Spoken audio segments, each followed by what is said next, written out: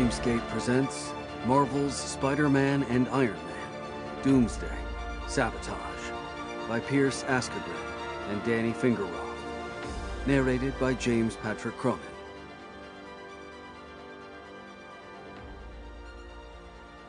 Chapter 1.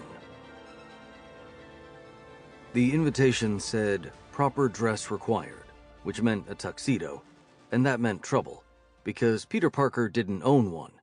Since the invitation also served as press credentials, trouble in this case meant finessing expenses out of the Daily Bugle, and finding a decent rental for the price that J. Jonah Jameson's accounting clerks were willing to pay. Neither task was particularly easy.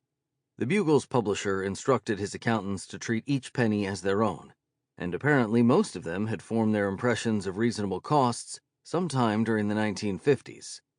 They were especially reluctant to part with expense advances for freelance press people, even those with assignments and authorization. Now Peter had to wonder if it had been worth the trouble. He was resplendent, but uncomfortable. Worse, the suit he wore fit too snugly to allow him to wear his Spider-Man costume beneath it. He tended to wear his costume under his street clothes in case he needed to adopt his superheroic persona in a hurry, and not being able to do so bothered him.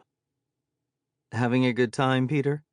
His wife, Mary Jane Watson Parker, also resplendent, but totally at ease in a shimmering lavender evening gown from her own wardrobe, asked the question in an amused, almost sardonic tone of voice.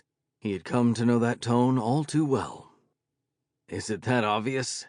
She laughed and nodded, making her scarlet tresses shimmer and flow like a waterfall. She was wearing her hair down tonight, and the red mane splashed against her creamy shoulders as she replied. Oh, yes. You keep fooling with the collar like that, and you'll embarrass yourself before the evening is over. With a rueful grin, Peter took his hand away from his neck. Can't help it, he said. It itches. At times like this, he envied his wife. Her background in show business and modeling had made her at home in any kind of wardrobe and at any kind of social gathering. Deep inside the adult Peter Parker, however, there still lingered traces of the gawky, lonely boy he had been during his teenage years, and every once in a while those traces chose to make their presence known.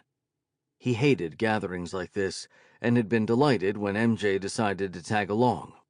She wasn't out of place, either. She looked utterly appropriate in the crowded reception area at Stark and... Sample complete. Ready to continue?